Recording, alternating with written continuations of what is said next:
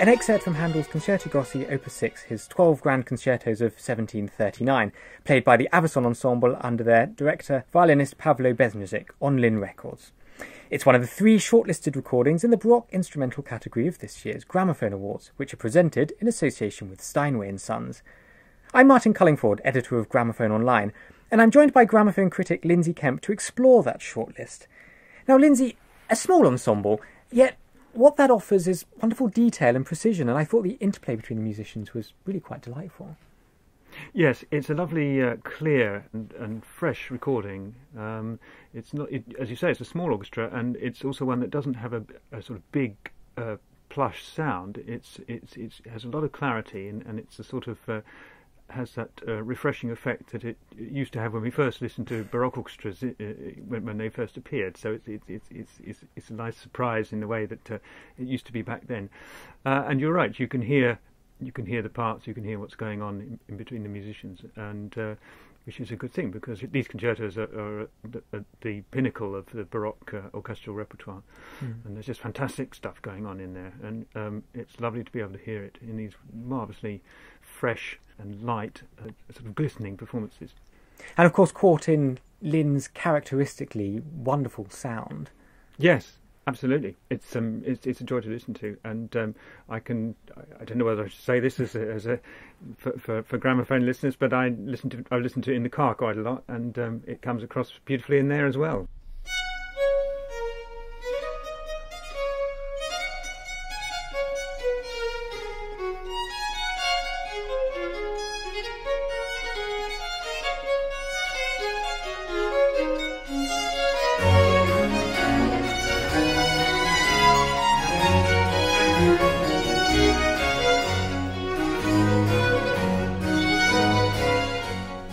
Let's move on to disc number 2, C.P.E. Bach harpsichord concertos from Andreas Steyr and the Freiburg Baroque Orchestra on Harmonia Mundi. The 6 concertos offered here from the 50 keyboard concertos that he wrote come from 1772 when he was in Hamburg. We couldn't really have asked to have them performed by better performers than the musicians we have here, could we? No, I don't think so. There's a case for saying that the Freiburg Baroque Orchestra is the world's best Baroque orchestra. I mean, it's certainly in the top 3, let's say, and then with Andreas Steyr, you have an absolutely superb keyboard artist. I mean, I'm sure many people will know he's a superb forte pianist who can play Beethoven and Schubert as well, and a fantastic harpsichordist, which is what he started out as.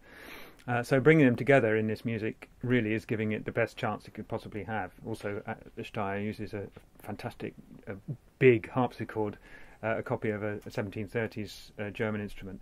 It's got all sorts of stops and mechanisms, and he makes sure he uses them, and it's fantastic character, and you can really tell that he loves playing on this instrument. Yes, he exploits the sound possibilities of the instrument to the full, I thought. But the collaboration between the ensemble and between him, it seems very much alive and rather joyful. Yes. Well, I think it's the music demands it, and it brings it out in them, and it's high energy music. It's you mentioned there are 50 or so harpsichord concertos, and C.P. Bach it's actually a very important 18th century composer, and one of absolutely bursting with personality.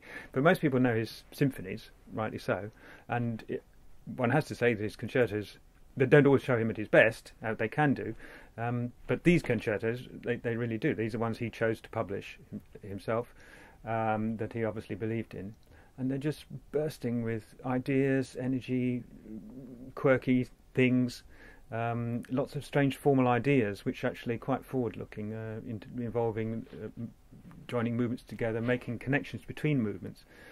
And Steyr himself says that one of the concertos is more like a fantasy than a concerto, and he considers it in the same sort of class of piece as the Schubert Wanderer Fantasy or the Liszt B minor sonata. So Bach is a very it was a man with a very lively and sort of probing musical imagination, and I'm sure that's what inspires these players. It certainly inspires Steyr. He writes very enthusiastic notes about them and perceptive notes about them to go with the recording.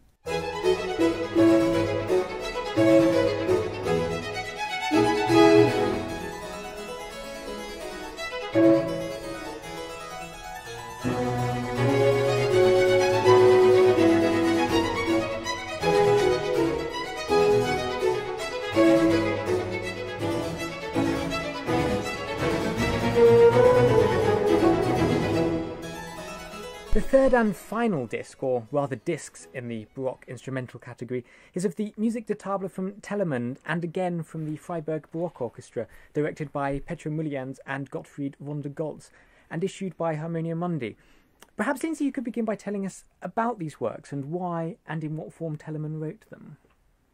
Well, they were a large publishing venture of his. Telemann was a very astute musical businessman, and this is what today would be called a part work, in that he published this large collection. It uses up 4 discs, I think, in this box set of instrumental music, some chamber music, some orchestral music, but he issued it in parts so that it built up into one.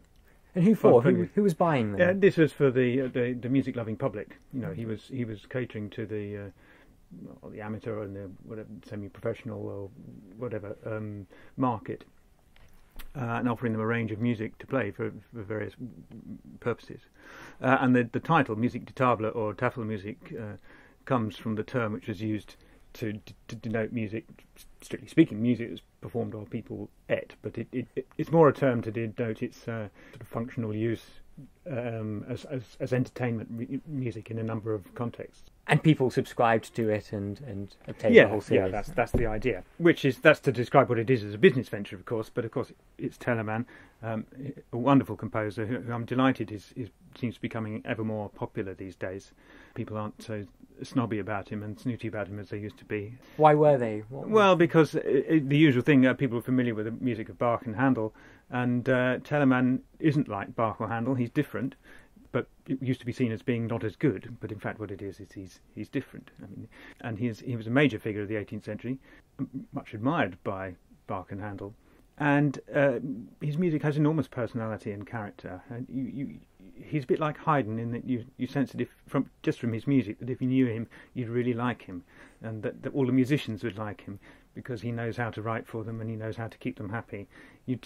That's my impression of Telemann, and that comes across in his music all the time, I think. And wonderfully played, as we spoke about earlier with the C.P. Bach recording. Yeah. It's the Freiburg Baroque Orchestra. They really are an astonishing ensemble. Exactly. This is a perfect project for them, isn't it? And it shows, because there's chamber music here, so it shows off their individual skills. It shows off their skills as an orchestra, with their own sound, which they've built up over the years as a fairly tight-knit ensemble. I think I'm right in saying that there are quite a few members who were founder members when the orchestra was started by students in Freiburg over 25 years ago, I think. Yes, and one can sense that wonderful rapport they have.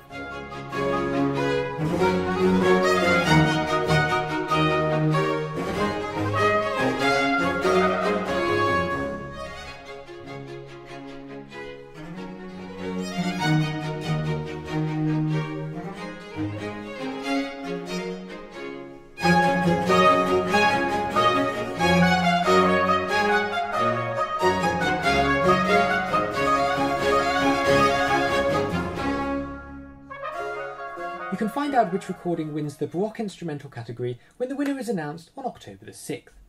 If you've enjoyed this Gramophone podcast, you may like to know there are similar episodes exploring the other categories in this year's awards. Why not subscribe to the Gramophone podcasts on iTunes, or look up the Gramophone magazine channel on YouTube. Thank you for listening.